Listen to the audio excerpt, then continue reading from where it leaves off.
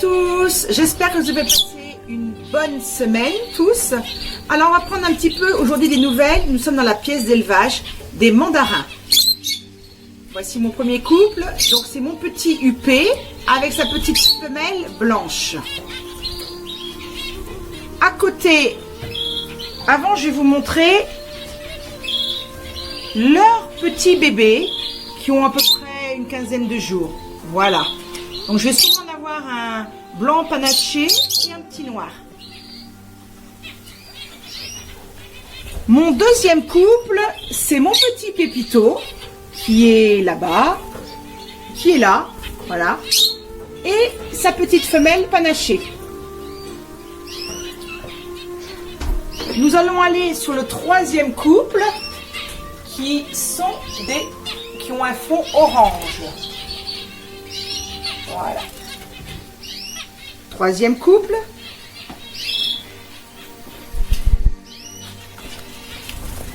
J'en ai un autre ici, donc c'est mon vieux blanc Isabelle avec une blanche, une femelle blanche. Là j'ai mon petit couple de panachés. Alors là c'est le jeune que j'ai eu et un petit blanc avec. Panaché avec la maman qui est ici. Et en bas, j'ai mon couple de... Alors, j'ai mon gros beige avec ma panachée beige qui couvre sur 3 œufs. Voilà.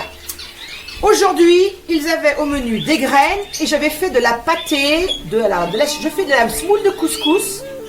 Je rajoute des brocolis que j'ai mixés, de la carotte et je leur donne ça à peu près une fois par semaine. Voilà. Donc eux, il y en a qui sont en préparation de repro et il y en a d'autres qui ont déjà reproduit. Tout ça parce qu'ils sont à l'intérieur. Ceux de l'extérieur, dont ces petites femelles-ci que j'ai ici, elles ne sont pas en repro parce qu'elles vont aller dehors. Donc on les mettra plutôt au printemps. Elles sont séparées des mâles pour les reposer. Voilà. Donc il y a les graines, je vous avais dit aussi qu'il y avait aussi comment on appelle ça, la pâtée. Je leur mets dans l'eau aussi l'agent colloïdal. Donc ça, on leur remet à peu près une fois par mois dans l'eau. C'est des produits naturels. Et je mets aussi de la spiruline, très important pour leur plumage et tout ça. C'est bio et c'est très naturel. Donc je mets aussi ça une fois par semaine pour les oiseaux. Voilà les petits mandarins. Alors, il m'arrive de temps en temps de leur mettre aussi un petit morceau de pain. Je donne pratiquement pas de salade l'hiver car ça donne de la diarrhée, donc j'évite de mettre de salade durant l'hiver. Je mets du pain et puis ben voilà, les graines, des petites pâtées et de l'endive aussi. De l'endive, ils adorent l'endive. Ça m'arrive aussi de mettre des fois de la carotte. Voilà. Donc vous avez vu un petit peu tout mon petit monde de mandarins.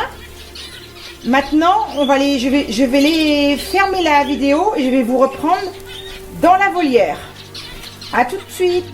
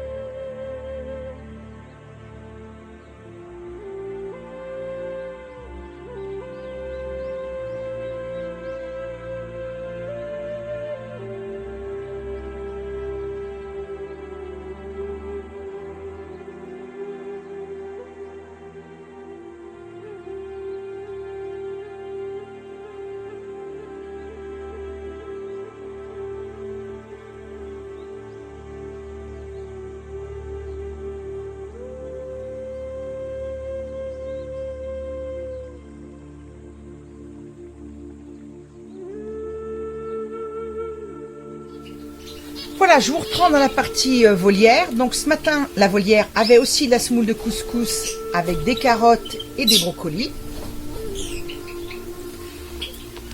Là, j'ai ma petite famille de cailles.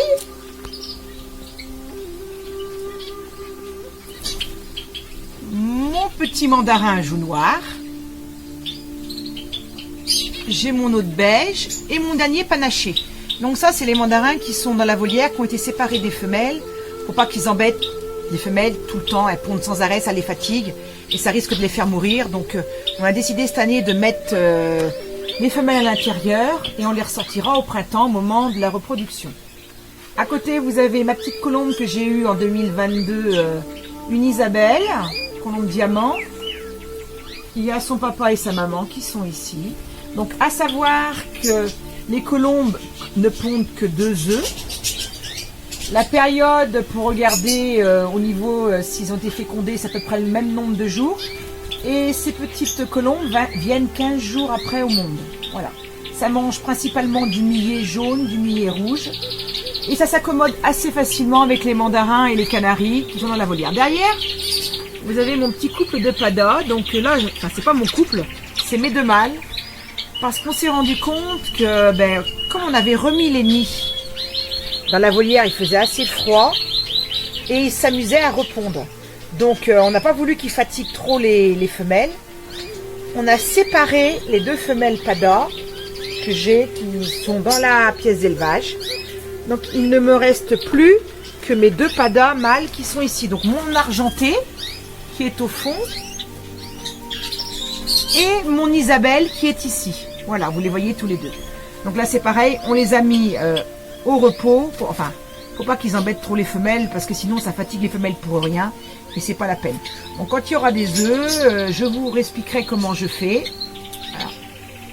Donc, ils mangent aussi de la pâtée. Aujourd'hui, il y avait des graines et de la pâtée. Alors, de temps en temps, on change. Je mets du millet rouge et ça nous arrive aussi de mettre du riz paddy. Les piscines, comme il fait froid, on évite d'en mettre, on n'en met qu'une fois par semaine. Voilà, ça évite qu'ils se lavent trop souvent et qu'après ils attrapent froid.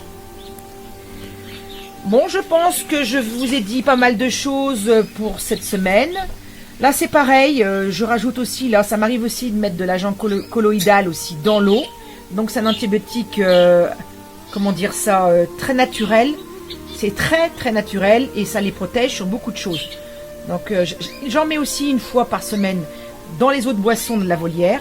Je mets aussi de l'aspirine, comme je vous ai dit, c'est très important pour leurs plumes et tout ça. Et ça leur renforce leur défense immunitaire, donc c'est très important. J'en mets aussi. Quand j'en mettrai la prochaine fois dans la volière, je vous expliquerai un petit peu les dosages que je mets à peu près pour les oiseaux.